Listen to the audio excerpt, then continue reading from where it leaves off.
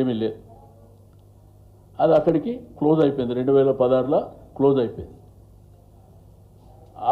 ఆ పేపర్ తీసుకొని ఆ పేపర్ ఎన్నో పట్టుకొని ఇది చూపిస్తారు మీకు. నేనన్నా బాధ్యత గల ప్రభుత్వం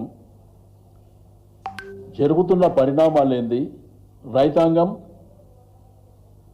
అక్కడ ధర్నా ఎందుకు చేస్తుండ్రు, అక్కడ కంపెనీ రావద్దని వాళ్ళు రోడ్ల మీదకి ఎందుకు వచ్చిండ్రో అది పరిష్కారం చేస్తే బాగుంటుంది. కానీ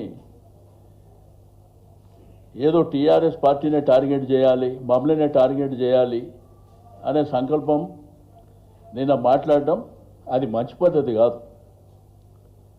మీరు మాట్లాడేటప్పుడు అన్ని విషయాలు తెలుసుకోవాలి. ఫస్ట్ ఎలిగేషన్ చేసేటప్పుడు మీరు అన్ని విషయాలు తెలుసుకొని మీరు విమర్శ చేస్తే బాగుంటుంది.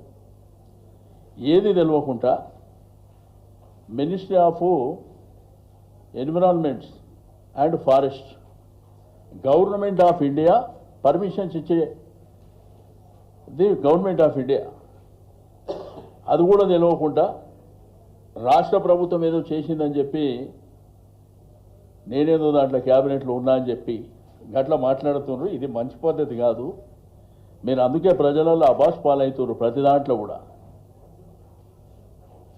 మీరు అనవసరంగా పనికిరాని విషయాలు మాట్లాడి, తెలియని విషయాలు మాట్లాడి అబాస్ పాలు కావద్దు అని చెప్పి నేను ఈ సందర్భంగా తెలియజేస్తున్నా. ఇదంతా కూడా చెప్పే అవసరం లేదు.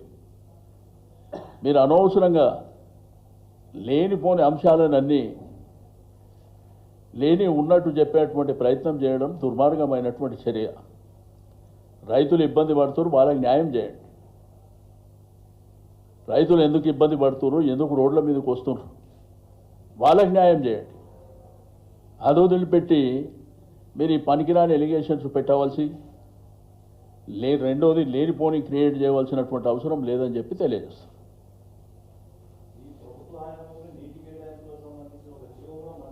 నేనేమంటే దాని డెప్త్కి వెళ్తే నేను అప్పుడు ఆ కన్సల్ట్ మినిస్టర్ కాదు. ఒకటి నేను డెప్త్కి వెళ్తే చాలా సబ్జెక్టు చెప్తా.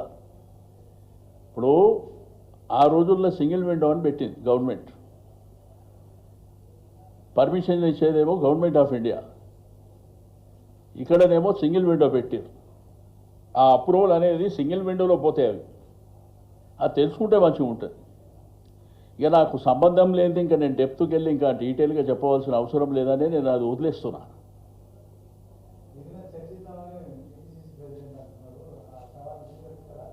100% సవాల్ ఏమంటున్నా, నేడు కంటే ఆడికి ఎక్కడంటే అక్కడ. నేనేమంటున్నా, ఒకవేళ నిజంగా సంబంధం ఉంటే నేను రాసిచ్చేస్తా అంటున్నా కదా. మీరు డాక్యుమెంట్ ఏమన్నా రెడీ ఉంటే తెచ్చుకోండి, రాసిచ్చేస్తా అని చెప్తున్నా. దాంట్లో ఎరికి తగ్గేది ఏం లేదు.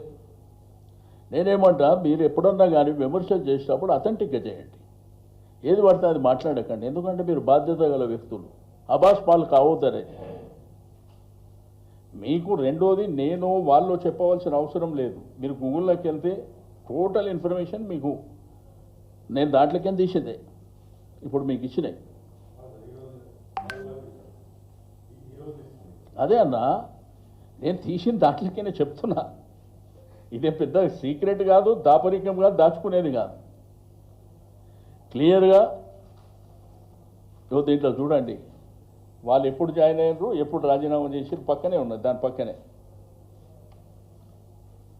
అది వర్కౌట్ కాదని చెప్పి తప్పుకుర్రు అప్పుడే. ఇది ఇప్పుడు కాదు, 8 సంవత్సరాల క్రితం. ఇప్పుడు లేటెస్ట్గా జరుగుతున్న డెవలప్మెంట్ గురించి చెప్పమంటే ఈ పనికిరాని అంశాలన్నీ తీసుకొస్తారు. అది ఇక ఉంటుంది.